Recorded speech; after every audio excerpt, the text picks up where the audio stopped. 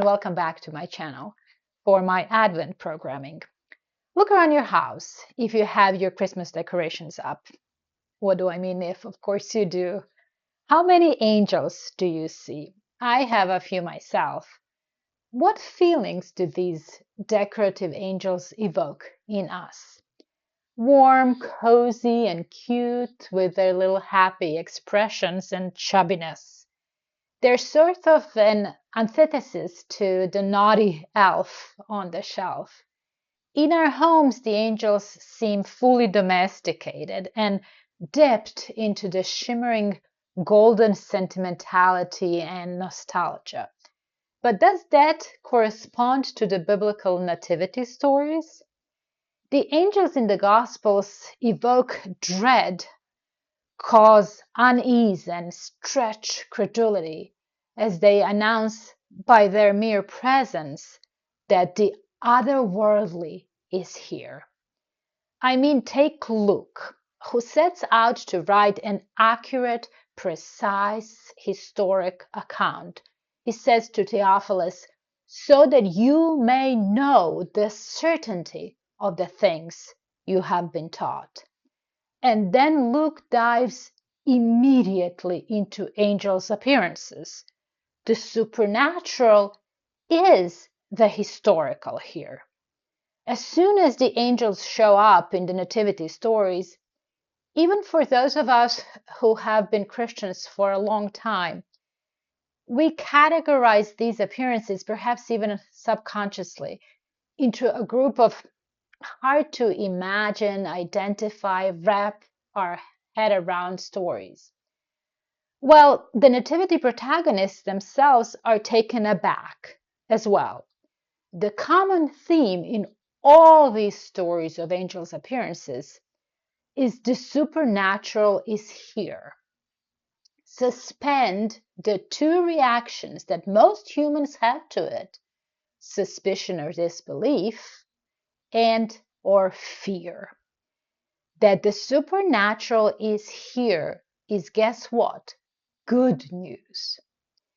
Angels appear in Matthew's and Luke's birth stories. Mark starts much later in Jesus' life, and the only appearance of angels in John is at the tomb at the very end of Jesus' story.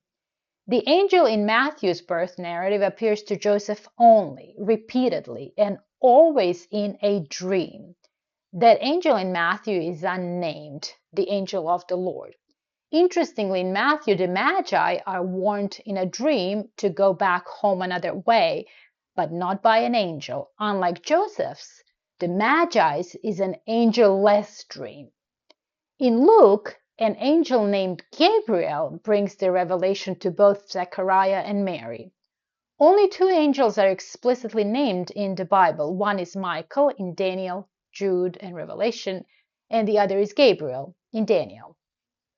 Daniel records the appearance of one like a man, and the man he had seen in a vision, who is called Gabriel. This is a person, human-like, but seemingly a supernatural being who brings a vision for Daniel.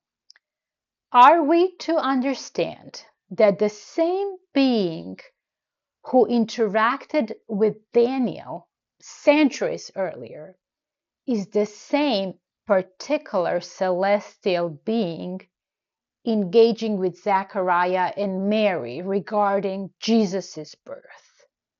Unless there are many such Gabriels, we're not in awe that there is a particular personal being in God's circle with real longevity, staggering really, that as far as we know, as far as the Bible cares to reveal to us, interacts with humans on behalf of God. The supernatural is here. Suspend suspicion. When we read of Zechariah's interaction with Gabriel, Zechariah's suspicion is palpable. How can I be sure? Gabriel whips out his credentials and his card reads stands in the presence of God. The closest thing to our understanding of that description is perhaps a prime minister of an Eastern monarch who alone had access to his master at all times, who in a particular cultural phrase sees the presence. We may therefore conclude that Gabriel reveals that he himself is in a state of favor and trust before God. Of course, we imagine that the heavenly beings around God are all trustworthy and all committed, but here, by how Gabriel introduces himself, I think we are not meant to turn our attention to possibly complicated heavenly hierarchies, but instead are meant to get a sense that God is sending, communicating his best, his choice representative. The message to Zechariah is the supernatural is here, and Gabriel declares it good news. Zechariah, discard your disbelief or just stop talking, turn inwards, take some time to mull it over. When Gabriel meets with Mary, she has a similar reaction to Zechariah, disbelief that the supernatural is possible. How can that be, she asks, and an intense fear of it. The message to her is again, suspend your suspicion and your fear. That I am here with this message is good news. You have found favor with God. Now she, a mere young woman from Nazareth in Galilee, has favor with God, a status that is perhaps similar to how Gabriel describes himself earlier. My questions here are plentiful, and you know I love questions.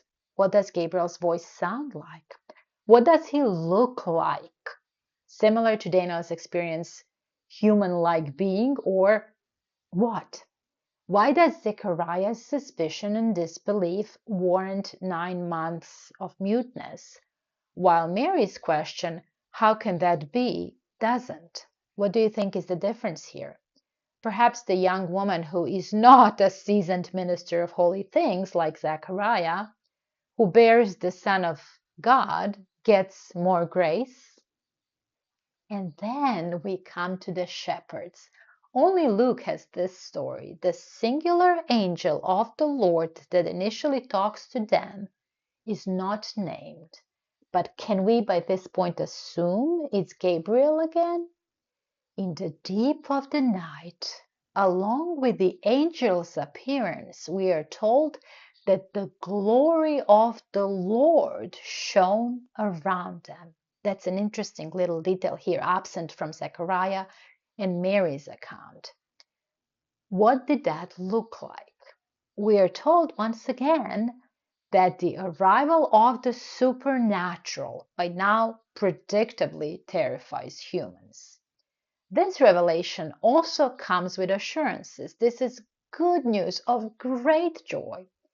And just to make sure that the message resonates, as far as I can tell, this is the only singular instance in the Bible when many angels or heavenly beings / hosts appear at the same time and sing for humans.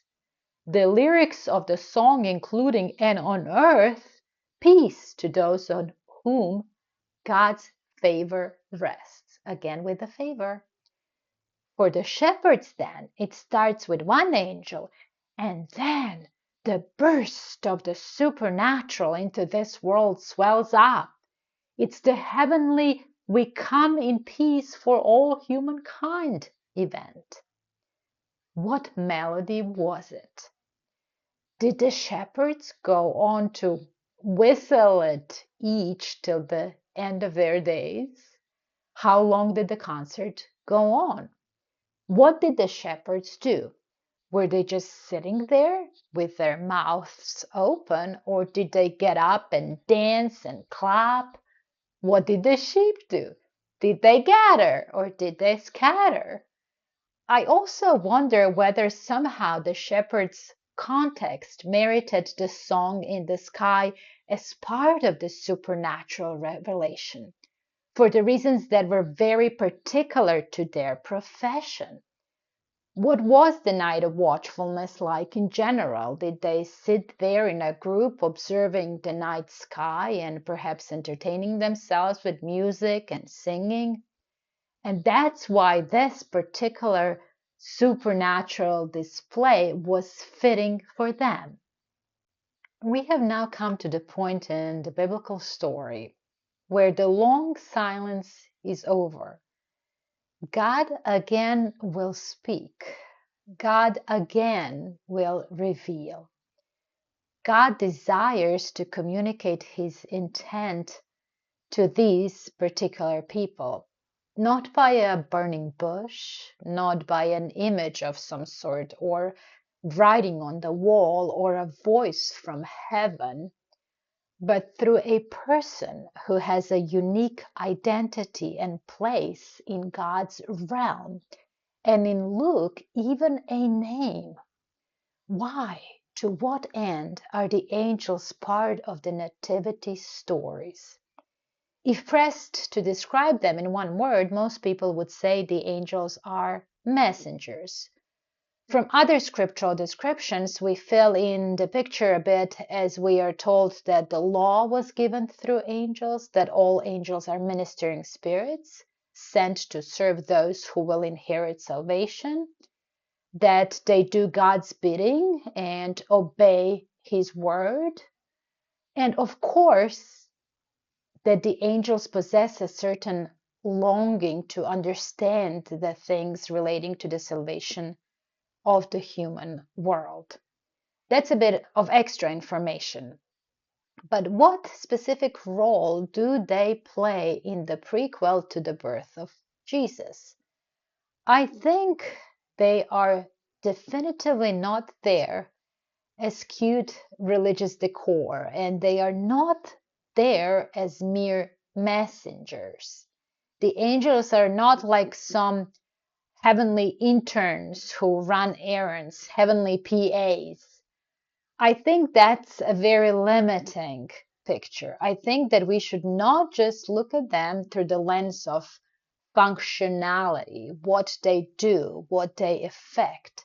Rather, I think we get closer to the truth when we imagine that the entire creation, which according to the testimony of the Bible, suspends suspicion, includes other personhoods, individuals other than humans, is invested in the project restoration, the rescuer's mission. So we are not talking just about what they do in delivering these messages. We are talking about full dedication, submission, a covenant of surrender of the whole life to God's rule. And they understand that the mission is to unite the two realms. God desires to be with people, with his creation. Tom Wright endlessly reminds us that God's ultimate goal is bringing the heaven, which is the realm of the supernatural, and earth together forever. They are meant to be together, and Jesus coming down inaugurates that. Gabriel coming down is part of that. Even the choir of heavenly hosts, yes. Could it be that perhaps then these highly rare occurrences, unusual, reportedly rare occurrences in the Bible, are the norm in the future?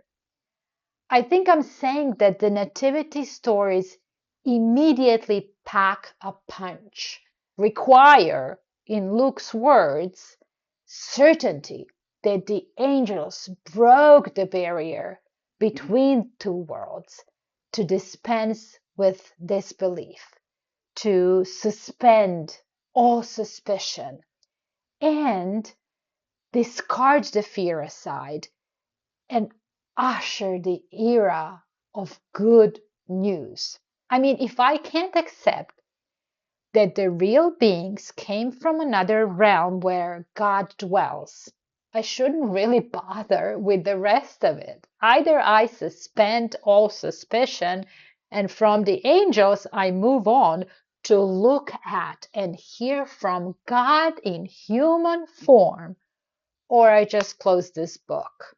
After all, seriously, it's not just an angel that requires me to stretch my faith muscle to uncomfortable tension. The entire event does. Angels are just a precursor. Even much greater supernatural would be available on display for all to interact with. The two realms, hallelujah, are being united. God is speaking his word. The angels are not there to make the story cute. They are there to challenge us, to give us that uncomfortable feeling of stretching our credulity so that we would be primed for the Son of God incarnate. For most of us, even though we believe that God is involved in our lives, the natural world still rules over our intellect, over our imagination, our decisions, our daily plans, and really our entire posture. Twice a year, at least, Christmas and Easter, we get a chance to reset. Whatever that reset looks like for you this Christmas, know that the supernatural is here now to stay forever. And boy, is that the good news.